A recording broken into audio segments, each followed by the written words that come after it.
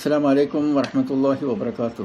നഹ്മദുഹു വനുസല്ലി അലാ റസൂലിഹിൽ കരീം. അമ്മാ ബഅദ്. സഹോദരങ്ങളെ, സുഹൃത്ത് വലയങ്ങളിൽ നിന്ന് ചില ആളുകൾ വാട്സപ്പ് സന്ദേശങ്ങൾ കൂടിയും ഫോൺ വിളിച്ചുകൊണ്ടും ഇമെയിൽ സന്ദേശമായിക്കൊണ്ടും പശ്ചിമേഷ്യൻ യുദ്ധത്തെക്കുറിച്ച് എന്തെങ്കിലുമൊക്കെ രണ്ടു വാക്ക് പറയൂ എന്ന് എന്നെ നിർബന്ധിച്ചതിൻ്റെ അടിസ്ഥാനത്തിൽ ആ വിഷയവുമായി ബന്ധപ്പെട്ടുകൊണ്ട് ഒന്ന് രണ്ട് വാക്കുകൾ പറയാൻ വേണ്ടി ആഗ്രഹിക്കുകയാണ്. ആദ്യമായിട്ട് എനിക്ക് പറയാനുള്ളത് സൂറ അൽ കഹ്ഫ് 18-ാമത്തെ സൂറത്തിലെ 54-ാമത്തെ വചനത്തിൽ അല്ലാഹു സുബ്ഹാനഹു വ തആല പറയുന്നത്, വലഖദ് സറഫ്നാ ഫീ ഹാദൽ ഖുർആനി ലിന്നാസി മിൻ കുല്ലി മസൽ വകാനൽ ഇൻസാനു അക്സറ ഷൈഇൻ ജദല. മനുഷ്യർക്ക് വേണ്ട എല്ലാ ഉപമകളും അല്ലാഹു സുബ്ഹാനഹു വ തആല ഈ ഖുർആനിലൂടെ വിവരിച്ചു തന്നിരിക്കുകയാണ്. എന്നാൽ മനുഷ്യർ അധികവും തർക്ക സ്വഭാവമുള്ളവരാണ്, കുതർക്കികളാണ് മനുഷ്യർ എന്ന് അല്ലാഹു സുബ്ഹാനഹു വ തആല പറയുമ്പോൾ നമ്മളുടെ തർക്കം എന്നുള്ള ആ ഒരു വിഷയം, തർക്ക സ്വഭാവം നമ്മുടെ രക്തത്തിൽ അലിഞ്ഞു ചേർന്നിരിക്കുന്നതാണ്. പക്ഷെ ആ തർക്ക സ്വഭാവത്തിന് വിട്ടുകളയാനും നല്ല രീതിയിൽ തർക്കിക്കാതെ നല്ല മനുഷ്യരായി ജീവിക്കാനും വേണ്ടി നമുക്ക് നൽകുന്ന ഒരു ഉപദേശമാണ് ഈ ആയത്ത്. എന്നാൽ നമ്മൾ തർക്കത്തിലാണുള്ളത്. നമ്മുടെ തർക്കം തുടങ്ങുന്നത് ഈ പശ്ചിമേഷ്യൻ യുദ്ധം തുടങ്ങിയ 2-ാമത്തെ ദിവസം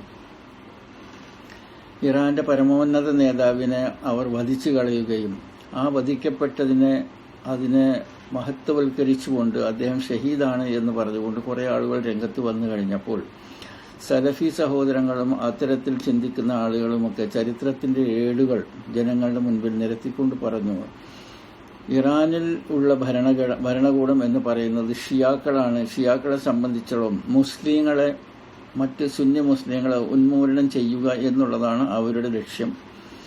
അതുകൊണ്ട് ഈ കക്ഷി മരണപ്പെട്ടിട്ടുണ്ടെങ്കിൽ അദ്ദേഹം ഷഹീദല്ല എന്ന് പറഞ്ഞുകൊണ്ട് അവർ മുമ്പോട്ട് വന്നു.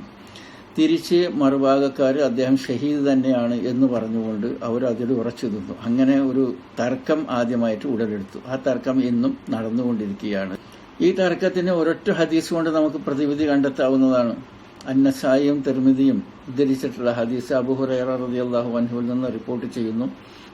അന്ത്യദിനത്തിൽ അള്ളാഹു ഒരു വ്യക്തിയെ ചോദ്യം ചെയ്യുകയാണ്. അപ്പോൾ അദ്ദേഹം പറയുകയാണ്, അള്ളാഹുവേ, ഞാൻ അള്ളാഹുവിന്റെ മാർഗത്തിൽ ജിഹാദ് ചെയ്ത് ഷഹീദായ വ്യക്തിയാണ് എന്ന് അദ്ദേഹം പറയുമ്പോൾ അല്ലാഹു സുബ്ഹാനഹു വ തആല പറയുകയാണ്, നീ ഒരു ധീരനാണ്, യോദ്ധാവാണ് എന്ന് ജനങ്ങളെ കാണിക്കാൻ വേണ്ടിയായിരുന്നു നിന്റെ ജിഹാദിൽ പങ്കെടുത്തിട്ടുണ്ടായിരുന്നത് എന്ന് പറഞ്ഞുകൊണ്ട് അദ്ദേഹത്തെ നരകത്തിലേക്ക് എറിയാൻ വേണ്ടി അള്ളാഹു കൽപ്പിക്കുന്നു.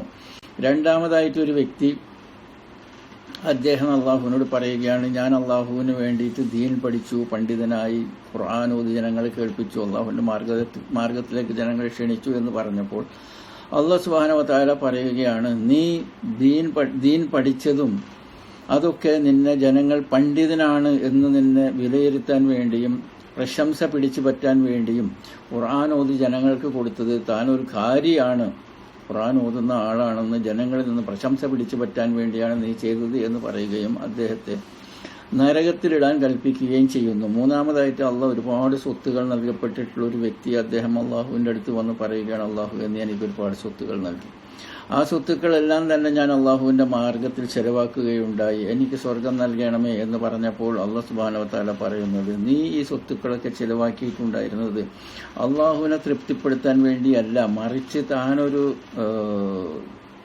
സ്വത്തുക്കളൊക്കെ പാവപ്പെട്ടവരെ സഹായിക്കുന്ന ഒരു നല്ല മനസ്ഥിതിക്കാരനാണ് എന്ന് ജനങ്ങളുടെ അടുത്തുനിന്ന് പ്രശംസ പിടിച്ചു പറ്റാൻ വേണ്ടിയാണ് നീ ഇത് ചെയ്തിട്ടുണ്ടായിരുന്നത് എന്ന് പറഞ്ഞുകൊണ്ട് അദ്ദേഹത്തെയും നരകത്തിലിടാൻ വേണ്ടിയിട്ട് അള്ളാഹ് കൽപ്പിക്കുകയാണ്. ഒന്നാമത്തെ വിഷയത്തിലേക്ക് നമ്മൾ തിരിച്ചു പോവുകയാണെന്നുണ്ടെങ്കിൽ നമ്മൾ ചിന്തിക്കേണ്ടത്, അള്ളാഹുവിന്റെ മാർഗത്തിൽ ജിഹാദ് നടത്തി വ്യക്തിയെയാണ് അല്ലാഹു സുബ്ഹാനഹു വ തആല നരകത്തിലിട്ടിരിക്കുന്നത്. അപ്പോൾ നമ്മളെ സംബന്ധിച്ചിടത്തോളം ഇറാന്റെ പരമോന്നത നേതാവ് ഷഹീദാണോ അല്ലയോ, അദ്ദേഹത്തിന് സ്വർഗം കിട്ടുമോ ഇല്ലയോ എന്നൊന്നും നമ്മൾ തർക്കിക്കേണ്ട വിഷയമില്ല. അദ്ദേഹം മരണപ്പെട്ടു, അദ്ദേഹം കൊല്ലപ്പെട്ടു, അതോടെ ആ വിഷയം അവിടെ അവസാനിച്ചു. നമ്മൾ തർക്കിക്കേണ്ട ആവശ്യമില്ല. നമ്മൾ തർക്കിക്കുകയാണെന്നുണ്ടെങ്കിൽ ഞാൻ ഈ ഓതി വെച്ച ഖുർആൻ ആയത്തിന്റെ അടിസ്ഥാനത്തിൽ നമ്മൾ തർക്കിച്ചതിന് നമ്മളോട് അല്ലാഹ് ചോദ്യം ചെയ്യപ്പെടും, ആ തർക്കിച്ചതിന് അല്ലാഹ് നമ്മളെ ശിക്ഷിക്കപ്പെടുകയും ചെയ്യും. അപ്പോൾ ആ വിഷയം അവിടെ അവസാനിക്കുന്നു. സഹോദരങ്ങളെ, ഇനി പശ്ചിമേഷ്യൻ യുദ്ധവുമായി ബന്ധപ്പെട്ടുകൊണ്ട് ചില വസ്തുതകൾ നമുക്ക് മനസ്സിലാക്കുകയാണെന്നുണ്ടെങ്കിൽ ഇവിടെ നമുക്ക് കാണാൻ കഴിയുന്നത്, സോഷ്യൽ മീഡിയയിൽ ഇറാനെ അനുകൂലിക്കണമെന്നും അനുകൂലിക്കാൻ പാടില്ല എന്ന് പറയുന്ന രണ്ട് തരത്തിലുള്ള വീക്ഷണങ്ങൾ നമുക്ക് കാണാൻ കഴിയുന്നുണ്ട്. ഇവിടെ നമ്മൾ ഒരു കാര്യം മനസ്സിലാക്കുന്നത്, ഇറാൻ നിലനിൽക്കുകയാണെങ്കിൽ എന്ത് സംഭവിക്കും, ഇറാൻ പാടെ നിശേഷം അതിനെ നശിപ്പിക്കപ്പെട്ടു കഴിഞ്ഞാൽ എന്ത് സംഭവിക്കും എന്ന് നമുക്കൊന്ന് നോക്കാം. ആദ്യമായിട്ട് ഇറാൻ ഇസ്രായേലിനെയും അമേരിക്കയ്ക്കും എതിരെ യുദ്ധം ചെയ്ത് വിജയിച്ചു. വിജയത്തിന്റെ വെന്നിക്കൂടി പാറിപ്പറപ്പിച്ചുകൊണ്ട് അവരങ്ങനെ നിൽക്കുകയാണെന്നുണ്ടെങ്കിൽ സ്വാഭാവികമായിട്ട് ആ ഇറാന്റെ അയൽ രാഷ്ട്രങ്ങൾക്കൊക്കെ, കുറേ മുസ്ലിം രാഷ്ട്രങ്ങൾക്കൊക്കെ തോന്നാവുന്ന ഒരു സംശയം, ഈ സംശയം എന്നത് അണ്ടർലൈൻ ചെയ്യണം, ഇത് സത്യമല്ല, ഇത് സംശയമാണ്. ആ സംശയം എന്തെന്നാൽ ഇറാഖ് കുവൈറ്റിനെ വിഴുങ്ങിയതുപോലെ ഇറാൻ തന്റെ അയൽരാജ്യങ്ങളെ വിഴുങ്ങുമോ, അവരാക്രമിക്കുമോ എന്നൊരു സംശയം നിലനിൽക്കുകയാണ്. ആ സംശയം നിലനിൽക്കുന്നതിന്റെ അടിസ്ഥാനത്തിൽ ഇറാനെ പാടെ നിശേഷം ഇല്ലാതാക്കണം എന്ന് ചിന്തിക്കുന്നവരാണ് ഈ ഭാഗത്തുള്ള അധികം ആളുകളും. അങ്ങനെ ഇനി നമുക്ക് തിരിച്ചു ചിന്തിക്കാം. അമേരിക്കയും ഇസ്രായേലും കൂടിയിട്ട് കാർപ്പറ്റ് ബോംബിംഗ് നടത്തി 2-3 ദിവസങ്ങൾ കൊണ്ട് അല്ലെങ്കിൽ ഒരാഴ്ച കൊണ്ട് ഇറാനെ ഇല്ലാതാക്കി, കംപ്ലീറ്റ് ഇല്ലാതാക്കി. അവരുടെ എല്ലാ ആയുധങ്ങളും നശിപ്പിച്ചു, അവരുടെ ശക്തിയും നശിപ്പിച്ചു, അവരുടെ ഉന്നതരെയൊക്കെ കൊന്നൊടുക്കി ഭൂമി മുഴുവൻ, യുദ്ധഭൂമി മുഴുവൻ ശവശരീരങ്ങളെ കൊണ്ട് നിറഞ്ഞു കിടക്കുന്നു. അപ്പോൾ എന്ത് സംഭവിക്കും? അവിടെയാണ് ഈ ചിത്രത്തിൽ കാണുന്ന ഗ്രേറ്റർ ഇസ്രായേലുമായിട്ട് ഇസ്രായേൽ രംഗത്ത് വരിക. നിങ്ങൾ ഗൂഗിൾ സെർച്ച് ചെയ്താൽ മതി ഗ്രേറ്റർ ഇസ്രായേൽ എന്താണെന്നുള്ളത്. അത് ഇറാഖിന്റെ കുറേ ഭാഗങ്ങളും സിറിയയും ലബനാനും മുഴുവനായിട്ടും ജോർദാനും ഈജിപ്തിന്റെ കുറേ ഭാഗങ്ങളും സൗദി അറേബ്യയുടെ കുറേ ഭാഗങ്ങളും ഒക്കെ കൂടി പിടിച്ചെടുത്തുകൊണ്ട് ഇസ്രായേലിനെ വിപുലീകരിക്കുക എന്ന ആശയവുമായിട്ട് അവർ പിറ്റേ ദിവസം മുതൽ രംഗത്തിറങ്ങും. ഇത് വസ്തുതയാണ്, ഇത് സത്യമാണ്, നടക്കാനിരിക്കുന്ന കാര്യമാണ്. മറ്റതോ ഇറാൻ അയൽ രാജ്യങ്ങളെ ആക്രമിക്കും എന്നുള്ളത് അത് വെറും ഊഹം മാത്രമാണ്. മനസ്സിലായിട്ടുള്ളൂ. അപ്പോൾ ഇങ്ങനത്തെ ഒരു ചിന്താഗതി നിലനിൽക്കുമ്പോൾ നിഷ്പക്ഷമതികളായ ആളുകളെ സംബന്ധിച്ചിടത്തോളം നമ്മൾ എന്താണ് വേണ്ടത്? ഒരു പക്ഷേ അള്ളാഹു മുള്ളിനെ മുള്ളുകൊണ്ട് എടുക്കുക എന്ന ഒരു ഹിക്മത്ത് കൊണ്ട് ഇറാനെ ശക്തിപ്പെടുത്തി ഇസ്രായേലിനെയും അമേരിക്കയും നിശേഷം ഇല്ലാതാക്കുകയാണെങ്കിലോ? അങ്ങനെയും ചിന്തിക്കാമല്ലോ. ഇവിടെ ഒരു ഉദാഹരണം പറയാൻ വേണ്ടി ഞാൻ ആഗ്രഹിക്കുന്നുണ്ട്. ഈ പശ്ചിമേഷ്യൻ യുദ്ധത്തിൽ നിന്ന് മാറി ഒരു ഉദാഹരണം പറയാൻ ആഗ്രഹിക്കുകയാണ്. ആ ഉദാഹരണം എന്തെന്നാൽ, കഴിഞ്ഞ ഫെബ്രുവരി മാസത്തിൽ ഞാൻ ഒരു പള്ളി ഉണ്ടാക്കുന്ന പ്രോജക്റ്റുമായി മുമ്പോട്ട് പോയി. ഈ പള്ളി ഉണ്ടാക്കുന്ന പ്രോജക്റ്റിന് കാരണം എൻ്റെ ഉപ്പാപ്പ, അതായത് വാപ്പാടെ വാപ്പ, ഗ്രാൻഡ് ഫാദർ, അദ്ദേഹം ഒരു 51 ഏക്കർ സ്വത്ത് വഖഫ് ചെയ്തിട്ടുണ്ട്. അതിൽ ഒരു പള്ളി നിൽക്കുന്ന കോമ്പൗണ്ട് 1 ഏക്കർ 80 സെന്റിൽ ഒരു പള്ളി നിൽക്കുന്നുണ്ട്, ചെറിയ പള്ളി. ബാക്കി മുഴുവൻ ഖാലി സ്ഥലമാണ്. അപ്പോൾ ഈ പള്ളി നിസ്കാരപ്പള്ളിയാണ്. ജുമാ ഇല്ല അവിടെ, ജമാഅത്ത് പള്ളിയല്ല. ഹൈവേയുടെ സൈഡിലാണ് ഈ സ്ഥലം. അപ്പോൾ കഴിഞ്ഞ ഫെബ്രുവരിയിൽ ഞാൻ ഒരു ഏബിളായിട്ടുള്ള, കഴിവുള്ള ആർക്കിടെക്റ്റിന്റെ ഓഫീസിൽ പോയിട്ട് അദ്ദേഹത്തോട് ഞാൻ പറഞ്ഞു, നമുക്ക് ഈ 1 ഏക്കർ 80 സെന്റിനകത്ത് ഒരു വലിയ പള്ളി ഉണ്ടാക്കണം. ആ പള്ളി ഉണ്ടാക്കുന്നതിന് മുൻപായിട്ട് റോഡ് സൈഡിൽ ഇലക്ട്രിക് വാഹനങ്ങളുടെ ചാർജ് ചെയ്യാൻ വേണ്ടിയിട്ട് ഒരു EV ചാർജിങ് സ്റ്റേഷൻ ഹൈവേയോട് ചേർന്ന് ഈ 1 ഏക്കർ 1 ഏക്കർ 80 സെന്റിൽ ആദ്യം അതായിരിക്കും ഉണ്ടായിരിക്കുക. അത് കഴിഞ്ഞ് അതിന്റെ നേരെ ബാക്ക് സൈഡിലായിട്ട് അടുത്തതായിട്ട് അവിടെ ഒരു വലിയ ഷോറൂം ഉണ്ടാവും. 10, 20, 30 പുതിയ കാറുകൾ ഡിസ്പ്ലേ ചെയ്യാനുള്ള ഒരു വലിയൊരു ഷോറൂം. അപ്പോൾ ഇതിൽ രണ്ടിൽ നിന്നും റവന്യൂ ഉണ്ടാവും, വരുമാനം ഉണ്ടാവും. അത് പള്ളി മെയിൻ്റനൻസിന് വേണ്ടിയിട്ട് ഉപയോഗിക്കാം. ഈ ഷോറൂമിന്റെ മുകളിൽ ഫസ്റ്റ് ഫ്ലോറിൽ 1ാമത്തെ നിലയിൽ ഞങ്ങളുടെ ട്രസ്റ്റിന് വേണ്ടി ഒരു ഓഫീസും, അത് കഴിഞ്ഞ് വഖഫ് സംരക്ഷണ വേദിക്ക് വേണ്ടി ഒരു ഓഫീസും, പിന്നെ ഒരു മാരേജ് ബ്യൂറോയുടെ ഓഫീസും, വിദ്യാഭ്യാസ വിഷയങ്ങൾ കൺസൾട്ട് ചെയ്യാനുള്ള ഒരു കൺസൾട്ടന്റിന്റെ ഓഫീസും ഒക്കെ ഉണ്ടായിരിക്കും ഫസ്റ്റ് ഫ്ലോറിൽ. ഇതാണ് കമേഴ്ഷ്യൽ ബിൽഡിങ്ങിന്റെ പ്രോജക്റ്റ്. അത് കഴിഞ്ഞാൽ അടുത്തതായിട്ട് 3ാമത്തേതായിട്ട് പള്ളിയാണ് ഉണ്ടാവുക. ആ ഒരു വലിയ പള്ളി, ആ പള്ളി സാധാരണ പള്ളിക്ക് ഒരു വലിയ ഹോളും അതിനുശേഷം ഒരു ചെറിയ ഹോളും ഉണ്ടാവും. എന്നാൽ ഈ പള്ളിക്ക് 3ാമതൊരു ഹോള് കൂടി ഉണ്ടാവും. ആ ഹോള് കയറി വരുന്ന അവിടുത്തെ തന്നെ ഒരു വലിയ റൂം, ആ റൂമിനകത്ത് നമ്മൾ പ്ലെയിനിലൊക്കെ കാണുന്ന പോലെ പുഷ് ബാക്ക് ചെയർ ഇട്ടിട്ട് ജനങ്ങൾക്ക് ഇരിക്കാനുള്ള സൗകര്യം, എന്നിട്ട് നേരെ മുൻപിലായിട്ട് ഒരു സ്റ്റേജും സ്റ്റേജിൻ്റെ മുകളിൽ ഒരു വലിയ സ്ക്രീനും ഉണ്ടാവും, ടെലിവിഷൻ സ്ക്രീൻ. ആ ടെലിവിഷൻ സ്ക്രീനിൽ ജുമാ ഖുതുബ കാണാൻ കഴിയും. ഈ പുഷ് ബാക്ക് ചെയറിൽ വന്നിരിക്കുന്ന ആളുകൾ ആരാണെന്നറിയാമോ? നോൺ മുസ്ലിംസ്, അമുസ്ലിങ്ങളെ ഞാൻ ഈ പള്ളിയിലേക്ക് ജുമാക്ക് ക്ഷണിക്കാൻ വേണ്ടി ആഗ്രഹിക്കുകയാണ്. അവർ വന്നിട്ട് ജുമാ ഖുതുബ നടക്കുന്നതും നമസ്കാരം നടക്കുന്നതുമൊക്കെ അവർക്ക് സ്ക്രീനിൽ കാണാം. അത്തരത്തിലൊരു പരിപാടിയാണ് ഈ പള്ളിയുമായി ബന്ധപ്പെട്ടുകൊണ്ടിരിക്കുന്നത്. അതേപോലെ തന്നെ പള്ളിയോട് ചേർന്ന് തന്നെ 4-5 1 BHK സ്റ്റുഡിയോ ഫ്ലാറ്റുകൾ ഉണ്ടാക്കുക. അവിടുത്തെ മുഅദ്ദിനും പിന്നെ ഖത്തീബിനും ഇമാമിനും പിന്നെ അവിടെ വരുന്നവർക്കും അതിഥികളായിട്ട് വരുന്നവർക്കൊക്കെ താമസിക്കാൻ പറ്റുന്ന 4-5 ഫ്ലാറ്റുകളും ഈ പള്ളിയോട് ചേർന്നുണ്ടായിരിക്കും. അത് കഴിഞ്ഞ് വളരെ വിപുലമായിട്ടുള്ള പാർക്കിംഗ് ഉണ്ടായിരിക്കും.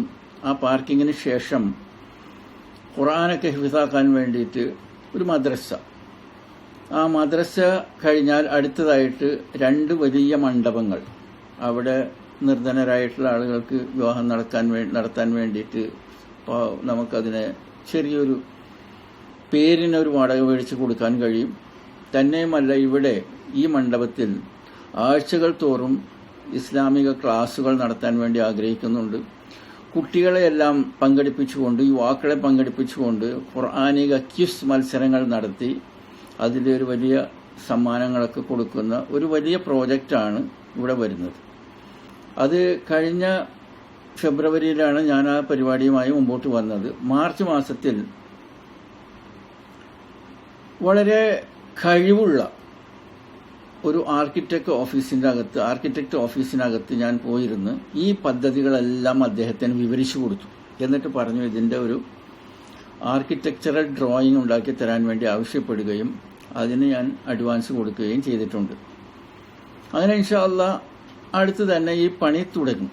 ഇത് തുടങ്ങുമ്പോൾ ഇവിടെ ആരൊക്കെയാണ് ഉണ്ടാവുക? ഇലക്ട്രീഷ്യൻ ഉണ്ടാകും, പ്ലംബർ ഉണ്ടാകും, കാർപ്പൻ്റർ ഉണ്ടാകും, പിന്നെ കൽപ്പണിക്കാരനുണ്ടാവും, സിമന്റ് തേപ്പുകാരനുണ്ടാവും, പെയിന്റർ ഉണ്ടാവും എന്ന് തുടങ്ങി ഒരുപാട് ആളുകൾ, ഡസൻ കണക്കിന് ആളുകൾ ദിവസേന അവിടെ പണിയെടുക്കും. ഈ പണിയെടുക്കുന്ന ആളുകളിൽ അധികവും മദ്യപാനികളും കള്ളന്മാരും ചൂതാട്ടക്കാരും ഡ്രഗ് ഉപയോഗിക്കുന്നവരും 5 മണിയാകുമ്പോൾ പണി അങ്ങോട്ട് നിർത്തിയിട്ട് നേരെ ബാറിൽ പോയിട്ട് മൂക്കറ്റം മദ്യപിച്ചിട്ട് നേരെ വീട്ടിൽ പോയിട്ട് ഭാര്യയെ തല്ലുന്നവരും ഒക്കെ ആയിരിക്കും എൻ്റെ ഈ പ്രോജക്റ്റ് ഉണ്ടാക്കി തരുന്നത്. എനിക്ക് അവരുടെയൊക്കെ ഉള്ളിനകത്ത് കയറിയിട്ട് അവരുടെ ഒക്കെ ഇതെനിക്ക് അന്വേഷിക്കാൻ പറ്റുമോ? എൻ്റെ ലക്ഷ്യം ആ ഒരു പള്ളി, അതിന് ലക്ഷ്യം കാണുക എന്നുള്ളതാണ്. മാസങ്ങളെടുക്കും ഇത് തീർന്നു വരുമ്പോൾ. ഞാൻ ഈ ഉദാഹരണം പറയാൻ കാരണം, ഈ പള്ളി ഉണ്ടാക്കുന്നതിന് ഞാൻ ഇതുവരെ ഒരാളുടെ അടുത്ത് നിന്നും ഒരു 10 പൈസ ആവശ്യപ്പെട്ടിട്ടില്ല, ആവശ്യപ്പെടാൻ ഉദ്ദേശിക്കുന്നുമില്ല. കാരണം ഞങ്ങളുടെ ട്രസ്റ്റ് എന്ന് പറയുന്നത് അത് സെൽഫ് സാറ്റിസ്ഫൈഡ് ആണ്. അതിന് സാമ്പത്തിക ഭദ്രതയുണ്ട്. മറ്റുള്ളവരിൽ നിന്നും അതിന് എടുക്കേണ്ട ആവശ്യമില്ല. ഒരു സാമ്പത്തിക ആവശ്യങ്ങൾക്ക് വേണ്ടിയല്ല ഞാനിത് ഇവിടെ അവതരിപ്പിച്ചത്. അതാദ്യം മനസ്സിലാക്കുക. എന്തിനാണ് ഞാൻ അവതരിപ്പിച്ചത്? അതിലൊരു ഗുണപാഠമുണ്ട്. ഇറാനെ സംബന്ധിച്ചിടത്തോളം അവർ മുസ്ലിങ്ങളെ കശാപ്പ് ചെയ്യുന്നവരാണ്. ഇതിനു മുൻപും അവർ കശാപ്പ് ചെയ്തിട്ടുണ്ട്. അതുപോലെ തന്നെ ആളുകളെ ഒക്കെ, ഒരുപാട് ആളുകളെ, മുസ്ലിങ്ങളെ അവർ കുഴിച്ചു മൂടിയിട്ടുണ്ട്. പെണ്ണുങ്ങളെ ഉപദ്രവിച്ചിട്ടുണ്ട്, കുട്ടികളെ ഉപദ്രവിച്ചിട്ടുണ്ട് എന്നൊക്കെയുള്ളത് നമ്മുടെ ചരിത്രത്തിൻ്റെ ഏടുകളിൽ നമുക്ക് മനസ്സിലാക്കിയെടുക്കാം. എത്രയെന്നാൽ എൻ്റെ പള്ളി പ്രോജക്റ്റ് ചെയ്യാൻ വരുന്ന തെമ്മാടികളെ പോലെ തന്നെയാണ് ഇറാൻ്റെ ആളുകളും തെമ്മാടികൾ തന്നെയാണ്. പക്ഷെ അവരെ കൊണ്ട് ഒരു പ്രവൃത്തി ചെയ്യിപ്പിച്ചിട്ട് അതിൻ്റെ റിസൾട്ട് വാങ്ങാനുള്ളത് എന്താണ്? അമേരിക്കയെയും ഇസ്രായേലിനെയും ഇല്ലാതാക്കുക എന്നൊരു പ്രവൃത്തിയാണ് അവരെ കൊണ്ട് ചെയ്യിക്കുന്നത്.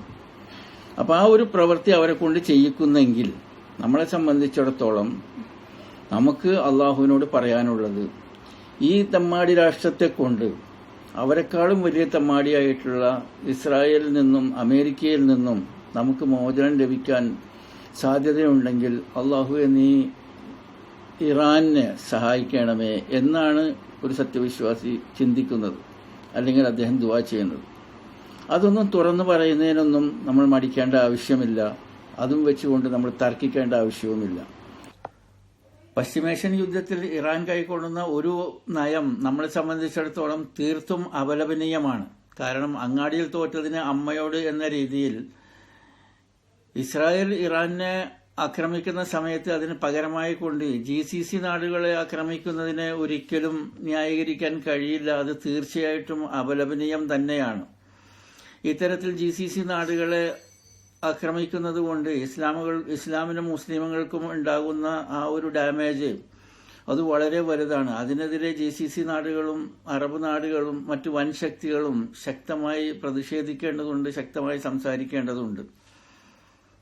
ഒരു കാര്യം ഇവിടെ അടിവരയിട്ട് നമ്മൾ മനസ്സിലാക്കേണ്ടത്, GCC നാടുകളെ സംബന്ധിച്ചിടത്തോളം അതിനെ തകർക്കാൻ ആർക്കും കഴിയില്ല. അങ്ങനെ ആർക്കും കഴിയില്ല എന്ന് പറയാൻ കാരണം അത് ഖുർആനിൽ നിന്നുള്ള ഒരു തെളിവാണ്. ഇബ്രാഹിം അലൈഹിസ്സലാമിന്റെ ദുആയാണ് ഈ നാടിന്റെ ഐശ്വര്യം എന്ന് നമ്മൾ മനസ്സിലാക്കണം. കഅബ നിർമ്മിച്ചു കഴിഞ്ഞതിന് ശേഷം ഇബ്രാഹിം അലൈഹിസ്സലാം ഒരുപാട് ദുആ ചെയ്യുന്നുണ്ട് അള്ളാഹുവിന്റെ അടുത്ത്. അതിൽപ്പെട്ടിട്ടുള്ള ഒരു ദുആയാണ് റബ്ബി ജഅൽ ഹാദാ ബലദൻ ആമിന വർസുഖ് അഹ്ലഹു മിനസ് സമറാത്തി വൻ ആമന മിൻഹും ബില്ലാഹി വൽ യൗമിൽ ആഖിർ ഖാല വമൻ കഫറ ഫഉമത്തിഉഹു ഖലീലൻ സുമ്മ അത്തറുഹു ഇലാ അദാബിന്നാർ. അള്ളാഹുവെ ഈ നാടിനെ, ഇത് ഖാല ഇബ്രാഹിം റബ്ബി ജഅൽ ഹാദാ ബലദൻ ആമിന, അള്ളാഹു ഈ നാടിനെ ശാന്തിയുടെ ഭവനമാക്കി മാറ്റും. വർസുഖ് അഹ്ലഹു മിനസ് സമറാത്ത്, ഈ നാട്ടിലുള്ളവർക്ക് കായ്കനികളിൽ നിന്ന് നീ ഭക്ഷണം നൽകുക എന്നാണ് പറയുന്നത്. കായ്കനികൾ അന്ന് ഈ മരുഭൂമിയിൽ കായ്കനികൾ ഉണ്ടാകാൻ ഒരു സാധ്യതയുമില്ല, ഇന്നുമില്ല.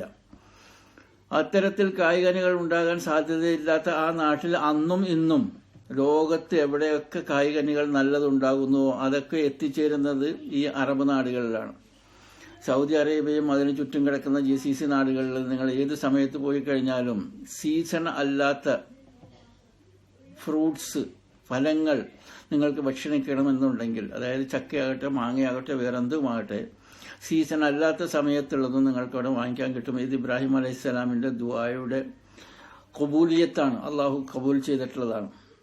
അപ്പോൾ ഇത്തരത്തിൽ ഈ നാടിനെ സംരക്ഷിക്കും അള്ളാഹു എന്നുള്ളതിനൊരു തെളിവാണ് ഈ ഒരു ആയത്ത്. അപ്പോൾ അതുകൊണ്ട് ഈ നാടിനെ ആരെങ്കിലും GCC നാടുകളെ ആക്രമിച്ചു നശിപ്പിക്കാൻ ശ്രമിക്കുന്നുണ്ടെങ്കിൽ അല്ലെങ്കിൽ ശ്രമിക്കുകയാണെങ്കിൽ അത് നടക്കുകയില്ല എന്ന് ഖുർആനിൽ നിന്ന് നമുക്ക് വളരെ വ്യക്തമായിട്ട് മനസ്സിലാകുന്നുണ്ട്. എന്നിരുന്നാൽ തന്നെ ഇറാന്റെ ഈ നടപടിയെ ലോകം മുഴുവൻ അതിനെ അപലപിക്കേണ്ടതും ഈ നാടുകളെ ഈ യുദ്ധവുമായി ബന്ധപ്പെടുത്താതെ അവരുടെ സമാധാനത്തോടുകൂടി ജീവിക്കാൻ ഇറാൻ അനുവദിക്കേണ്ടതുമാണ് എന്ന് സാന്ദർഭികമായിട്ട് പറയുകയാണ്. അതുകൊണ്ട് പ്രത്യേകം ശ്രദ്ധിക്കുക, നല്ലത് മാത്രം പറയുക. അള്ളാഹു നമ്മളെല്ലാവരും ഒരുമിച്ച് സ്നേഹത്തോടു കൂടിയിട്ട് മുൻപോട്ട് പോകാൻ തൗഫീഖ് നൽകട്ടെ എന്ന് ദുആ ചെയ്തുകൊണ്ട് ഞാൻ എൻ്റെ സംസാരം അവസാനിപ്പിക്കുന്നു. വാഖിർ ദഅ്വാനാ അൽഹംദുലില്ലാഹി റബ്ബിൽ ആലമീൻ. അസ്സലാമു അലൈക്കും വറഹ്മത്തുള്ളാഹി വബറകാതുഹു.